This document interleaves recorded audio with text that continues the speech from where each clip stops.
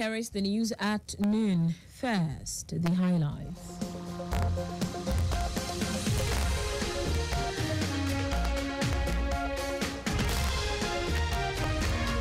Lagos State government defends removal of the inner street gate in Lekki Phase 1. Federal government restates commitment to food security. Under foreign sin, China urges U.S. to stop arming Taiwan, vows never to compromise on 8th position. In sport, Governor Sanwo-Olu charges Super Eagles to win Nations Cup trophy. Now the details. I am Taiwo Baruwa.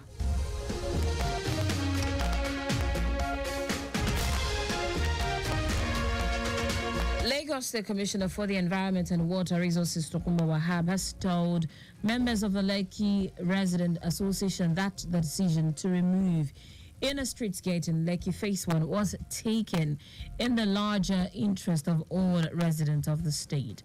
Wahab, who spoke at a stakeholders meeting convened in Alausa by his transport counterpart, Oluwaseun Oshiyemi, said the removal was a very painful decision that had to be taken because the state government has the responsibility of regulating operations in Lekki Phase 1, a government scheme.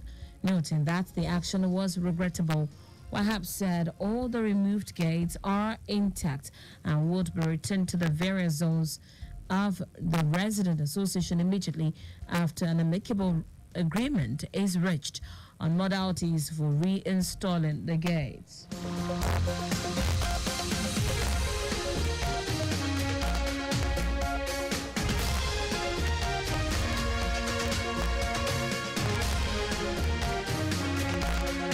He reiterated that part of the agreement must include a provision that the gates cannot be shut before midnight and must have personnel manning them to ensure seamless entry and exit of all residents.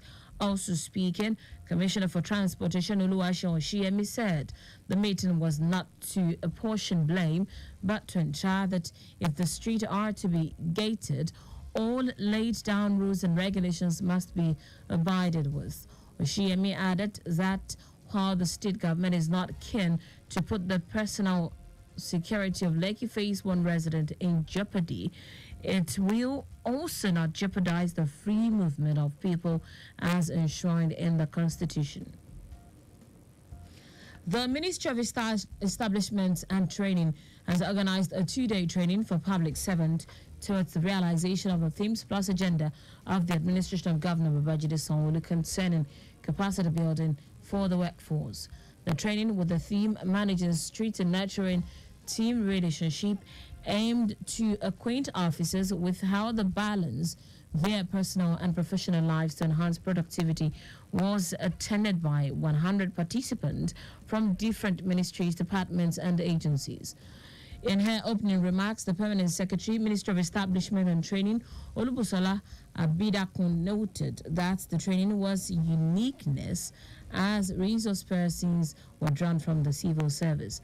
Abidakun advised participants to be proud of themselves as staff of Lagos State, stating that participants must be able to practice all that the government had inculcated by applying it in their various MDAs. The Joint Labour Congress in Kwara State has threatened to embark on a strike should the state government fail to meet their demands. The unions accused the state government of being insensitive to their plight.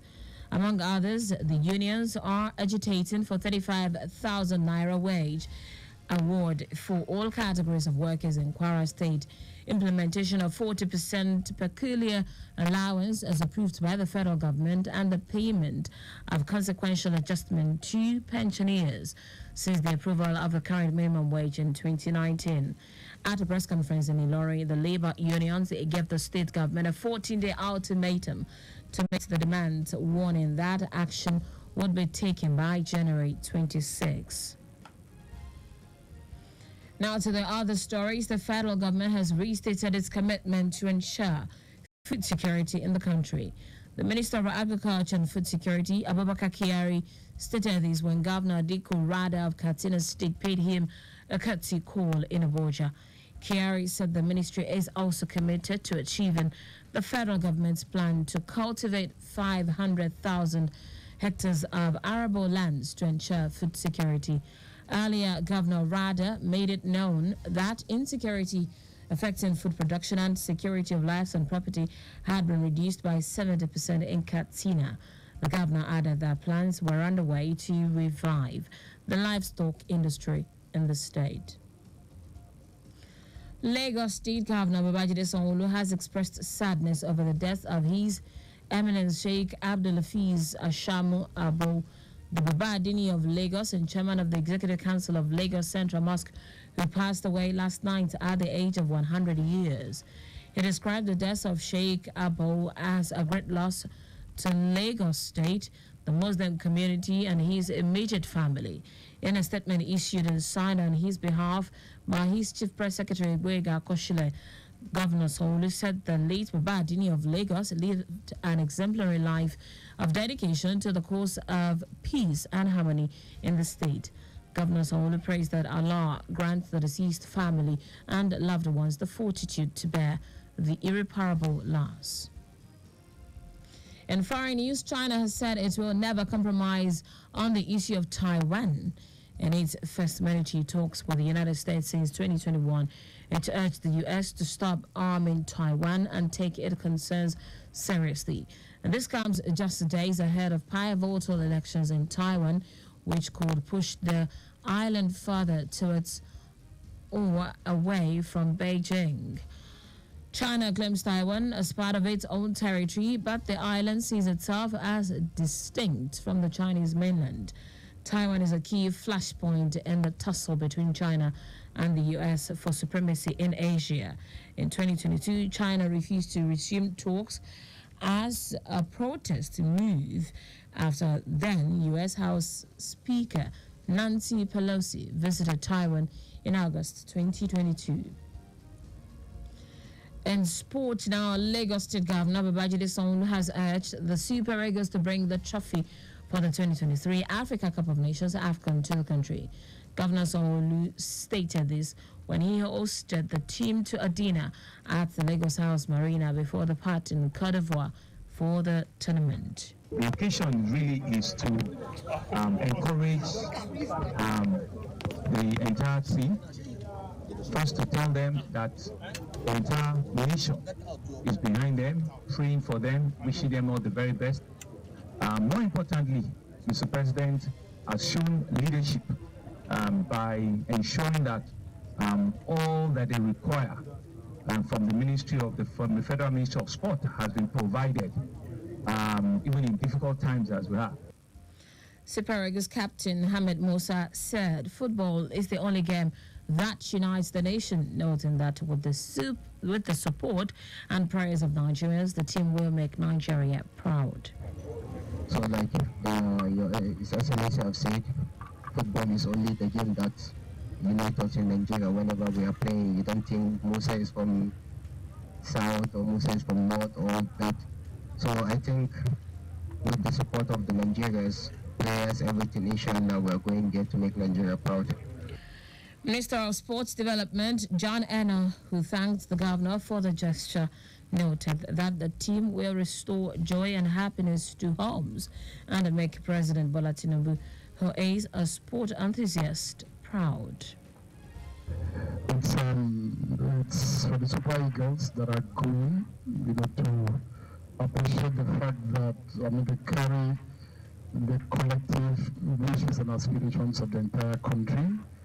And the fact, to thank them for even qualifying and for the journey thus far, and to say that what the outcome of the AFCON that they're going for, it's going to become the reason for restoring joy and happiness to Nigerian homes and Nigerian families. Chairman of the Nigeria Football Federation, NFF, Ibrahim Guzo, has his immediate predecessor, Amajo Pinnick, former international and Green Eagles captain Segun Odegbami, and several other board members of the NFF joined the governor to welcome the team. Coach Jose Basiro and other members of the technical team also attended the event. And that's it on the news at noon. But just before we go, maintain adequate distance from the vehicle ahead of you to avoid collision. You can follow us and like all our various social media platforms. X, formerly Twitter, Lagos Traffic 961. Instagram, Lagos Traffic Radio 961. Watch us live on Facebook, Lagos Traffic Radio 96.1 FM. On YouTube, subscribe and watch all our previous programs and news on our channel, Traffic Radio 961. Did you know that's the Sanwo-Olu administration provided 61,000 units of single dual composite furniture for secondary schools? You can get more details on the Lagos State Government website. To end the news, here are the highlights of the major stories. Lagos State Commissioner for the Environment and Water Resources, Tokunbo Wahab, has told members of the Lekki Resident Association that the decision to remove inner street gates in Lekki Phase 1 was taken in the larger interest of all residents of the state. The federal government has restated its commitment to ensure food security in the country. We also told you that China has said it will never compromise on the issue of Taiwan and its first military talks with the United States since 2021. In sport, Lagos State Governor Babajide Sanwo-Olu has urged the Super Eagles to bring the trophy for the 2023 Africa Cup of Nations AFCON to the country. For contact with the newsroom, send a message to Lagos Traffic Radio at lagosstate.gov.ng. That ends the news broadcast compiled by Kayode Mafolashiri. I am Taiwo Baruwa. Thank you for listening. Good afternoon.